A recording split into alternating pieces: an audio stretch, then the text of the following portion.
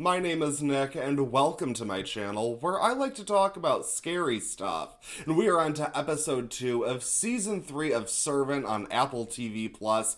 If you haven't caught my video on the first episode, you should watch that. I get into my full thoughts on the show as a whole, and just saying going forward, full spoilers. So let's get into this episode titled Hive and break it down. We begin with a group of men working for a security company, installing cameras around the house after the break-in that occurred in last week's episode, and I like that we didn't waste any time tying up loose ends. They just kind of let us know the resolution visually. Hey, we got some security cameras, it was a break-in, we're moving forward. I like that. Dorothy steps outside to tell the security guys to hurry it up because she clearly doesn't understand how real work goes, but she has an event planned and she needs them out of there in time for the moms and the one dad that she invited from the community to come over for a little event for Jericho. Sean is in his natural state in the kitchen preparing food for a bunch of people, and oh no, everyone forgot to tell Leanne that they were planning on having a party, and Leanne is still paranoid as all hell, as if she just accidentally took shrooms for the first time, and she's like, we can't trust anyone, you can't have anyone over, we can't even trust these security guys, she's sure they're cult members. But Dorothy talks her down and is like, Leanne, it's just a bunch of moms hanging around, getting smashed in the middle of the afternoon, no big deal, it's gonna be fine. And Sean is like, just come and chill in the kitchen with me, and Leanne is totally into that. And so they hire this guy actually named, I guess it's his like work name, Mr. Smiley. He is like a professional singer for parties for babies. Like, if there was ever a red flag job, like, are these the new clowns? I don't know, I guess. But as soon as guests begin to arrive, Dorothy snatches up Jericho out of Leanne's arms to go show him off, and Leanne sees immediately, oh, this is not about Jericho. This is clearly all about Dorothy. This is all about attention. So Julian and his girlfriend Vera come over to sit upstairs and watch everything happening on the security cameras, I guess, to make sure Leanne feels comfortable, but also, like, what an invasion of privacy for all of your guests. I mean, I know they're coming into your house, but still, this is a weird situation. And I have to talk about Julian's girlfriend for a moment, okay, because I feel like they're doing this running joke where it's like Julian has a new girlfriend every season, and okay, I guess, but she was in the last episode and I didn't even mention her because there's like literally no material given to her. She is just there for Julian to bounce dialogue off of. I like the actress Sunita Mani, so I'm like, keep her around, but also give her some stuff to do maybe? Like, wouldn't it be interesting if she became friends with Leanne and they formed this kind of dynamic? I mean, that would be good. So Leanne brings a tray of food into the living room to serve the guests, and Dorothy convinces her to sit down in their little circle and talk, even though she's very uncomfortable. And as soon as she sits down, one of the other moms in the group begins questioning the hell out of Dorothy. She is like, oh, so you talk about drugs on the news and your brother does drugs. That's so interesting, Dorothy. I'm like, damn, this bitch is coming in knives out. She then is like, oh, I also noticed there was an ambulance outside your home a good 6 months ago. It's like, what, do you have your own personal diary of the shit going on outside my house? Get a fucking life. But anyway, Dorothy is like, nope, I don't know what you're talking about.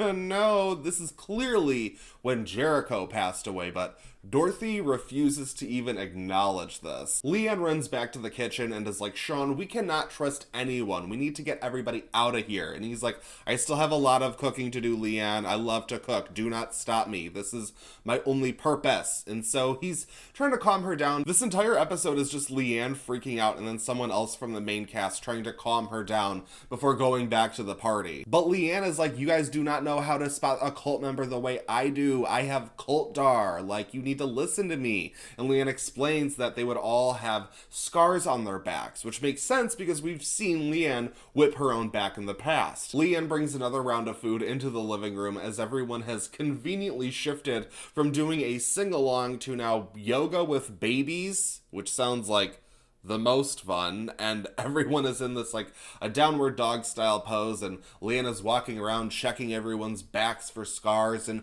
she even thinks she sees scars on one of the backs, but I think she's just seeing things. I didn't see scars. Did you see scars? Anyway, she's freaking out, and so she runs back to the kitchen again, this time bumping into Sean as he spills some beet juice or something red like all over her. It would only be better if she straight up dropped a whole casserole dish that just shatters on the ground. Leanne goes upstairs to wash off her dress in the sink when one of the other moms swoops by in a jump scare moment and goes into Leanne's room. So Leanne, of course, follows her and finds her kneeling down, looking under her bed, and she's like, "You're a cult member, get out of my house." And the lady's like, "No, I was just trying to breastfeed my kid and I dropped his pacifier under your bed, so I was just grabbing it." And Julian runs in here to defuse the situation and sort of break them up, and what an interesting opportunity to give Vera something to do. But okay, whatever, never mind. Could this woman be a cult member? I mean, that would be like a crazy reveal down the way, like, oh no, Leanne was so right, but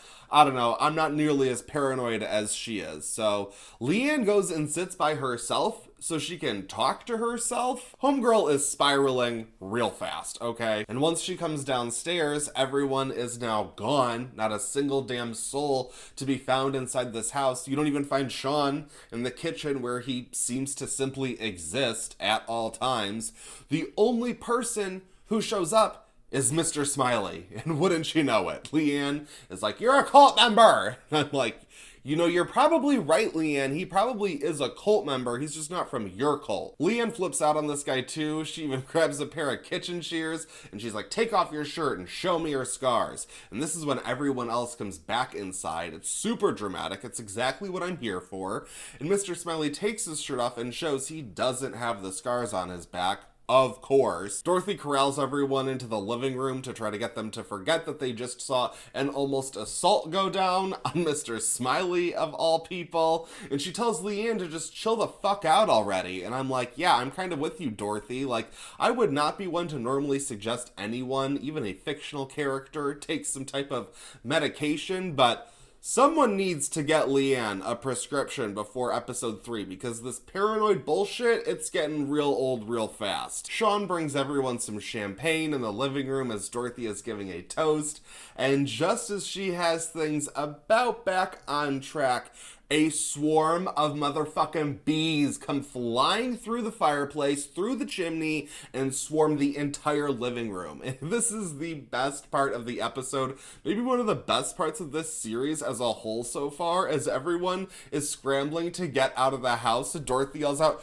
"We have tres leches!" I absolutely died laughing. I had to go back and watch it again. It's like, that is exactly what I want out of this show. Spilling red shit on dresses, having creepy encounters with random stranger characters, dinner parties being destroyed by supernatural events. I mean, I'm living for this. So Dorothy is just destroyed because her social event was ruined, further making her look like the sociopathic mess that she totally is.